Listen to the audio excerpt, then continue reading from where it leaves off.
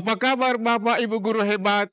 Salam Merdeka Belajar. Saya Supriyadi Usman, Kepala SMP Negeri 1 Atas Sopeng, bersama penggerak komunitas akan berbagi praktik diskusi yang kami lakukan dalam komunitas belajar.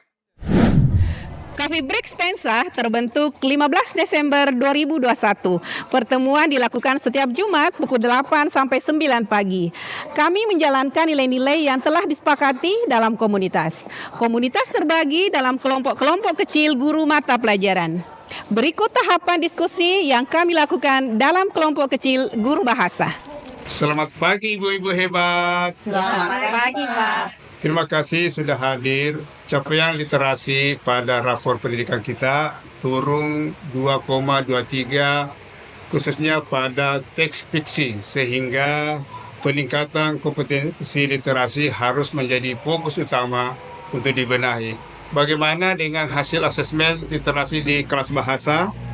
Saya sudah melakukan asesmen awal di kelas 91, Pak, ya, menggunakan fitur asesmen murid di PMM. Dan hasilnya hanya 5% murid berada di tahap mahir. 15% cakap, 60% masih di dasar, bahkan masih ada 20% di tahap peak. Sama Pak, di kelas 94 ada Randy, Merlin, dan 11 murid lainnya masih belum mampu menentukan informasi tersirat pada teks fiksi. Ya, Bu. Di kelas 97 ada 2 murid yang sudah mencapai KKTP, sedangkan 9 lainnya masih perlu bimbingan. Ini dalam materi yang sama dengan tadi. Kalau begitu kita lanjut merencanakan langkah-langkah perbaikan pembelajaran. Baik Pak. Mendengar kondisi kelas kita, maka kita harus fokus meningkatkan kemampuan murid dalam menentukan informasi tersirat pada teks cerita fiksi. Kita bisa memanfaatkan buku-buku fiksi digital yang ada di CB. Bukunya beragam dan menarik, sehingga murid menyesuaikan minatnya. Wah, ide bagus, Bu.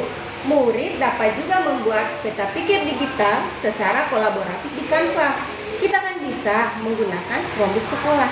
Betul. Murid kita yang lambat bisa terbantu dengan berkolaborasi. Sementara yang cepat, kita bisa beri tantangan lebih. Betul, peta pikir digital diberikan pertanyaan pemandu, informasi terorganisir dan mengasah kreativitas. Tapi bagaimana ya kita bisa mengukur perkembangan literasinya? Kita kan bisa melihat capaian KKTP dari hasil asesmen formatif yang diberikan baik secara kelompok maupun individu. Dari hasil membuat peta pikir digital kolaboratif. Fitur asesmen murid di PMM pun bisa kita gunakan. Oh iya, betul Bu Andi. Iya. Ide yang luar biasa ibu-ibu, sangat inovatif.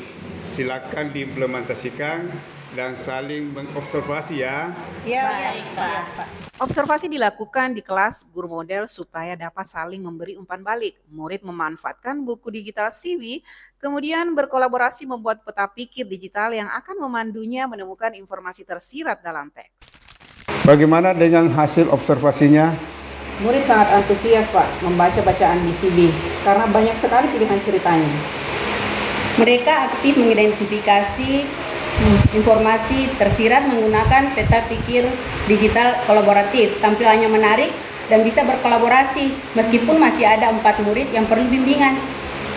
Murid yang mencapai KKTP pada materi informasi tersirat pada teks fiksi ini meningkat Pak. Sudah ada 25 murid yang tuntas, sedangkan 5 masih perlu bimbingan.